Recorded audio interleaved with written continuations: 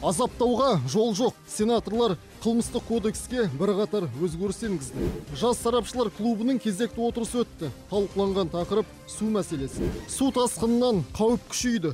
Сенаторлар қоймалардағы мәселеге алаңдаулы. Бүгін осы және өзге де тақырыптарды тұздық етеміз. Армысыздар, бұл Сенат сөзі. Енді елде азаптау фактісі бойынша жаза қатаңдайды. Осы аптада сенаторлар қылмыстық процестік және қылмыстық атқару кодекстеріне 40-тан астам түзету енгізетін заңды мақұлдады. Жаңа құжат тергеу барысындағы азаптау, тұрмыстық зорлық-зомбылық секілді қылмыс түрлеріне жазаны күшейтуді көздейді. Құжатқа енгізілген түзетулер мемлекет басшысының жолдауларынан туындайтын тапсырмаларды іске асыруға және қылмыстық кодекстердің нормаларын жетілдіруге бағытталған. Сенат енгізген 45 түзетудің қатарында азаптаған үшін жауапкершілікті күшейтуге, қатыгез, адамгершілікке жатпайтын немесе қадір қасиетін қорлайтын қарым-қатынас үшін қылмыстық жауапкершілікті енгізуге, отбасылық тұрмыстық зорлық-зомбылыққа және тағы басқа мәселелерге қатысты нормалар бар. Президентіміз адам құқықтары мен заң үстемдігі бойынша өте маңызды бастамаларды көтерді. Бүгін қабылданған заң сол шаралардың бір қадамы. Заң адамның қылмыстық сот төрелігі, жазаны атқару және азаптаулар мен қатыгез іс-әрекеттердің алдын алу саласындағы құқықтарын күшейтуге арналған. Олардың ішінде ауыр сырқатқа шалдыққандардың, кішкентай баласы бар аналардың, алғаш рет сотталғандардың құқықтарын қамтамасыз ету мәселелері қамтылған. Алдағы уақытта осы заң адам құқықтары мен бостандықтарын қорғау тетіктерін жетілдіруге оң әсерін тигізеді деп сенеміз. Заң жобасы қабылданған жағдайда келесі нәтижелер күтіледі. Азаматтық денсаулық жағдайында және туыстарының қолдауымен ауыр науқас сотталғандарға уақытылы және тиімді медициналық көмек алу, бас бостандығынан айыруға сотталған әйел кісінің босатылғанға дейін жас баласымен бірге үздіксіз болу мүмкіндігі. Бұл ананың да баланың да психологиялық жағдайына оң әсер етеді.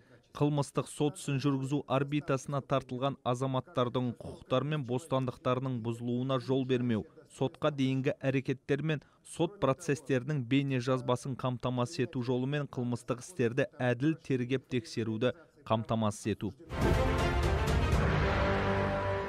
Сенат төрағасы Мәулен Әшімбаевтың төрағалығымен жас сарапшылар клубының кезекті отырысы өтті. Жиынға қатысушылар су қауіпсіздігі мәселесін талқылап, оның қорын басқаруды жетілдіру бойынша ұсыныстарын айтты. Клуб отырысын аша отырып, Сенат төрағасы су тапшылығы мен табиғи ресурстың сарқылуы Қазақстан үшін алдағы кезеңдегі жаһандық сын-қатерлердің бірі екенін ерекше атап өтті. Сумен қамтамасыз ету мәселесі өткір тұр. Сапалы ауыз су тапшы. Ел экономикасының, ауыл шаруашылығының, өнеркәсіп кешенінің дамуы көбіне елді сумен қамтамасыз етуге байланысты. Палата төрағасының айтуынша, азаматтардың да аграрлық сектор және кәсіпорындардың да суды тиімді тұтынуын ынталандыратын жүйелік нормаларды қарастыру қажет. Тағы бір маңызды бағыт өнеркәсіп пен тұрғын үй коммуналдық секторында суды пайдалану мен тазартудың тұйық циклін құру керек.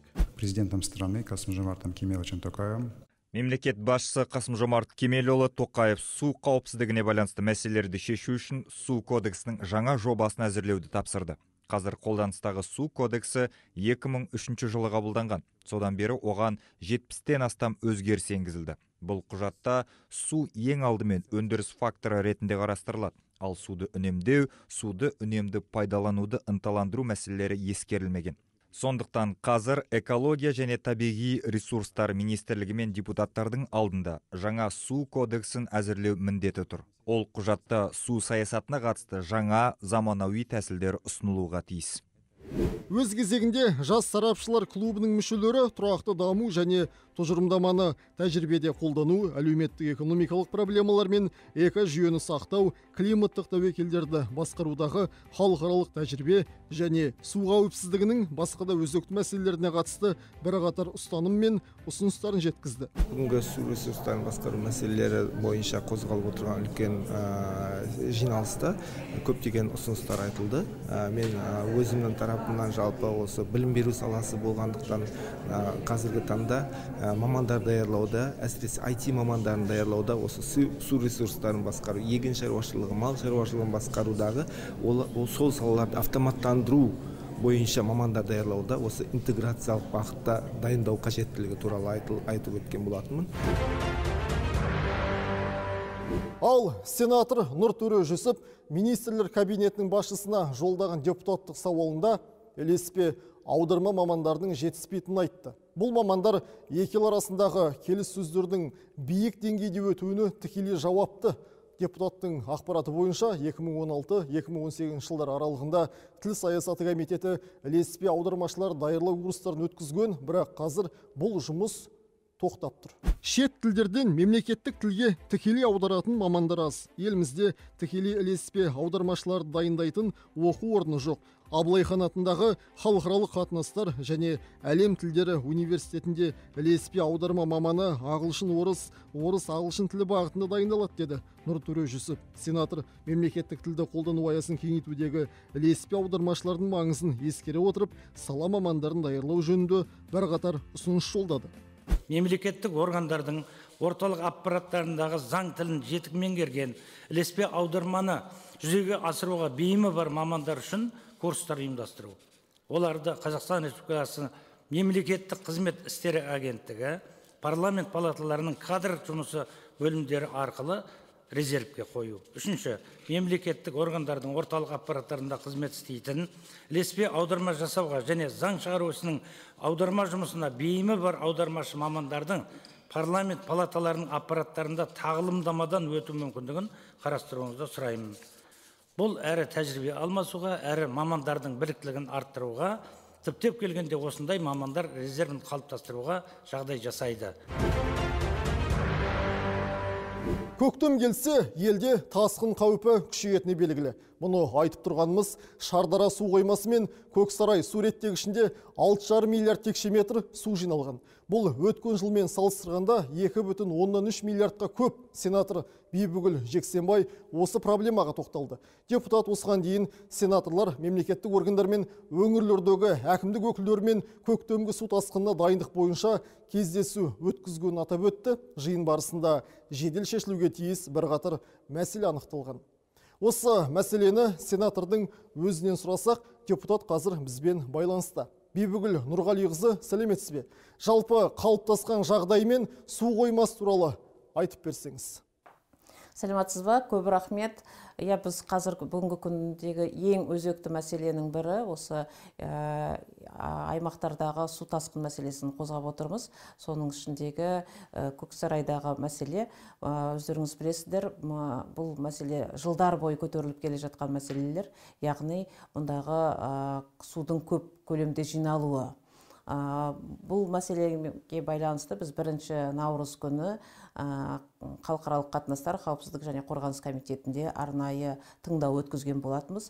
Бұл тыңдау барысында, яғни осы су тасқынын алдын алу шаралары әлі де жеткіліксіз екендігін, үкіметтің баса назар аудармайтын тұстары бар екендігін көріп отырмыз. Сондықтан да осы мәселені көтеріп отырмыз. Соның ішіндегі жаңа судың көп көлемде жиналуы және де секундына 1,5 текше метр су ағызудың мүмкіндіктерін қарастыру, қосымша канал салу мүмкіндіктерін және де бұл мәселелердің туындауының түп мәселелерін зерттеуге әлі көңіл бөлінбей отырғандығы айтылды. Үкіметке қандай ұсыныс жолдадыңыздар? Қордаланған мәселенің шешілу жолы қандай? Енді бұл мәселелерді шешудегі жолдарын біз депутаттық сауалда жолдап отырмыз. Яғни ең бірінші кезекте үкімет аралық Өзбекстанмен арнайы комиссия құрылу керек. Өзбекстанмен шешілетін мәселелер көп. Сондықтан да Қазақстан Республикасы үкіметінің жауапкершілігімен белсенділігі қажет болып отыр. Екіншіден, әрине біздің өзіміздің ішімізде ведомство аралық арнайы комиссияның жұмысында сәйкессіздіктерді байқадық. Сол сәйкессіздіктер болмау үшін арнайы ведомство аралық комиссия құрылып, толыққанды жұмыс істеуі керек. Осымен Сенат сөзі бағдарламасының кезекті саны тәмам. Сауатты қоғамда салауатты өмір сүрейік.